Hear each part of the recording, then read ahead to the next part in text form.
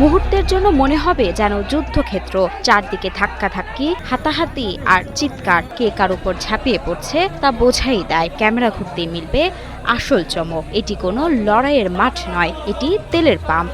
কেন যে পাবলিক হঠাৎ করে এত যে আসতেছে, এটা আমরা নিজেরাই বুঝতে পারতেছি না। আসলে এটা সিন্ডিকেট না মানুষের কোনো ধাপ্পাবাজি না কি, এটা বুঝতে পারতেছি না।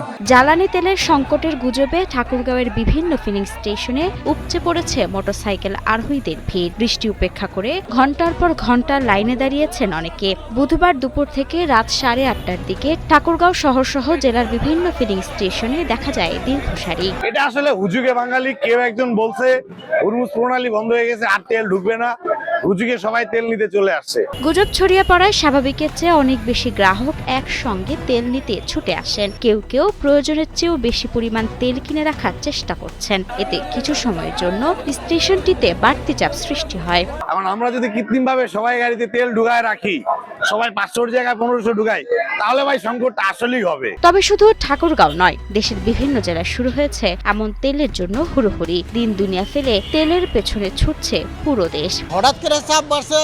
কালকে 8টা পর্যন্ত পাম্পে নর্মাল বিক্রি, 8:30 থেকে দেখছি হঠাৎ করে কোথায় লোকজন এসে ভরে গেছে। যে ওই আগের মতো মানুষের গুজব যে তেল হয়তো পাওয়া যাবে না, ওই একটা গুজব সৃষ্টি হয়েছে।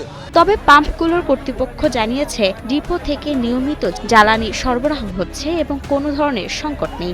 2টার পরের থেকে মানুষ খুব তেল নেওয়ার জন্য ভিড় করতেছে, কিন্তু আমাদের তেল প্রচুর পরিমাণ আছে, তেলে কোনো সমস্যা নাই, সংকট নাই। তাই গুজব ছড়ানো বা গুজবে বিভ্রান্ত না হয়ে অপ্রয়োজনীয়ভাবে তেল কিনতে ভিড় না করার আহ্বান জানিয়েছেন ঠাকুরগাঁওয়ের জেলা প্রশাসক।